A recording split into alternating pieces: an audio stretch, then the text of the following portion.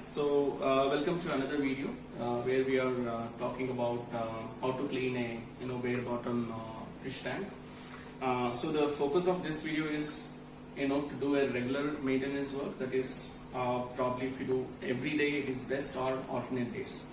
So these are normal siphons what you get it in market, any aquarium shop, pet shops, and Amazon or Flipkart, anywhere you get it. So we are not going to use this. So we are going to use this. Those regular siphons are used for weekly cleaning. So this is for what we are going to use it for daily cleaning, right? Every day or alternate day.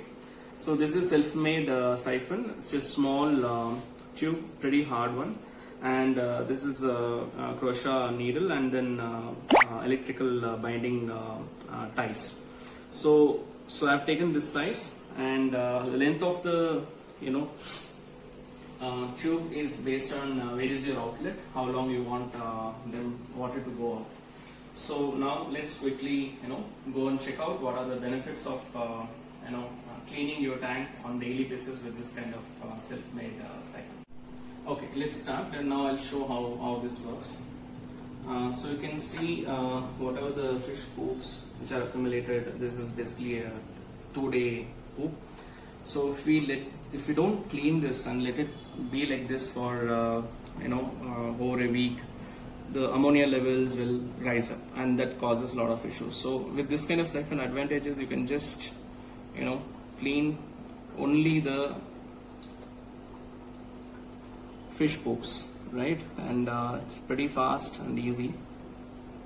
Why we use this kind of small size pipes are, you will not take out a lot of water from the tank.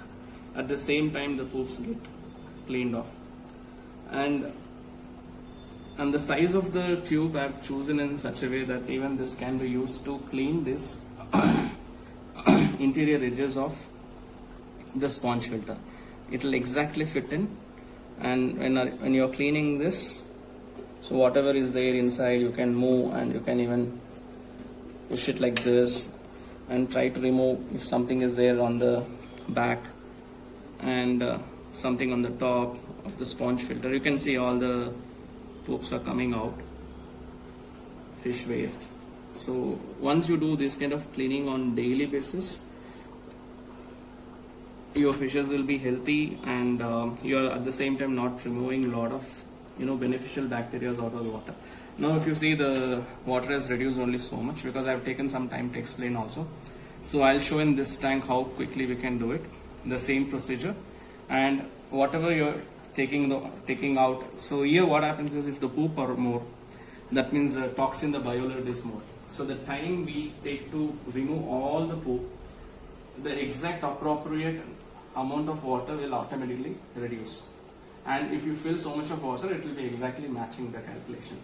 So I'll just move to this tank, like how to do the same method. So whatever is there in this edges, you can remove it. And here I have the scrubber pad. So something is, the poops are there on that all as well. So you can just remove this.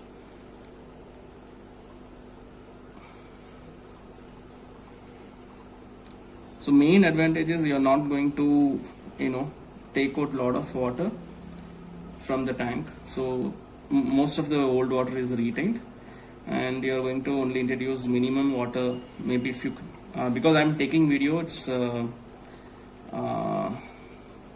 taking little time. Otherwise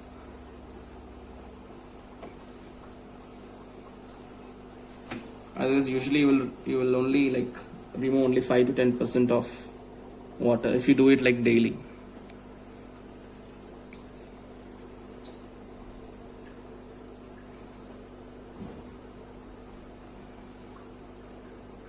If you use a regular normal size siphon, by now water would have reduced till here. And the main reason of doing regular water change is basically to remove the fish waste. So in that process, if you are removing too much of water, that is also not good for the fish. Now if you see here, so we have only taken out so much of water. So now we backfill so much of water daily, the fish will be healthy. So now like maybe around 80% is old water, you are introducing 20% new water. If it's a daily cleaning, probably you will only take so much of water. So in that case, we will introduce 10% or 5% based on the number of guppies you have or the fishes you have. The more the quantity of fish, the more the quantity of poop. The more the quantity of poop, the bioload is more. Then by the time you clear everything using this siphon, the calculation will match perfectly. If you see here, you have less number of fishes. So what I've done is I'll just clean.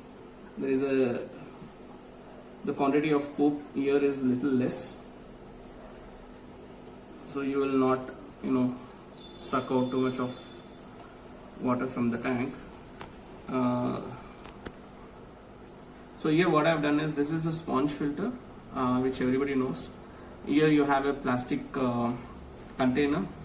So this is basically because we don't have any gravel, any top filter to hold the bacteria in a plain bottom tank.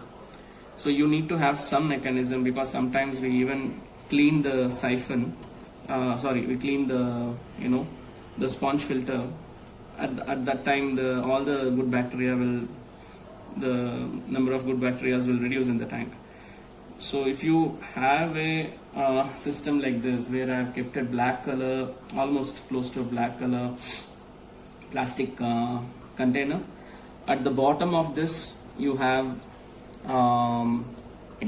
bio balls.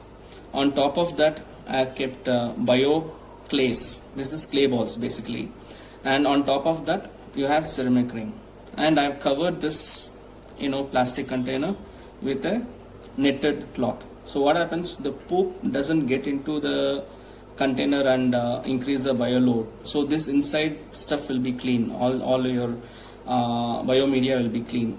So only the bacteria will get released from here, right? And which will consume the ammonia, right? So basically it's a nitrifying bacteria. So this is advantage. Once you have this kind of setup, you are going to you will not take a lot of water from the tank, and you can fill back. Now we'll see how we are going to fill. That's a normal process everybody does. Yeah. So here is a simple process. I have a tube holder like this, and this is a shower system where we don't let the water to forcefully go into the water, because basically guppies are very calm species. So if you are not using this kind of shower, it will have a faster current and it will stress out the fish.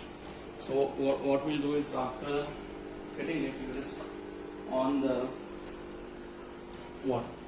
Okay, and just open the tap. So it will take some time to come through the pipe. So how much ever you have taken out the water to clean it, so much water you are going to backfill it.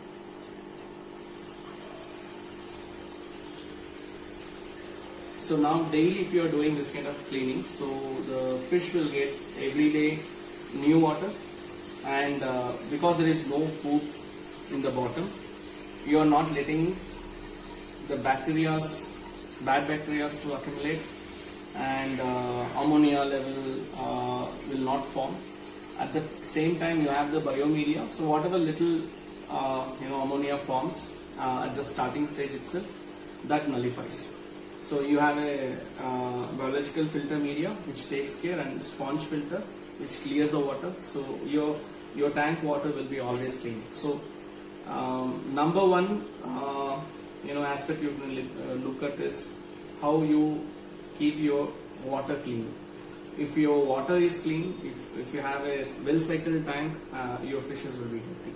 And if you do this, almost all the diseases, along with this, you don't overfeed. If you do all this, almost all the diseases you can nullify, you can prevent.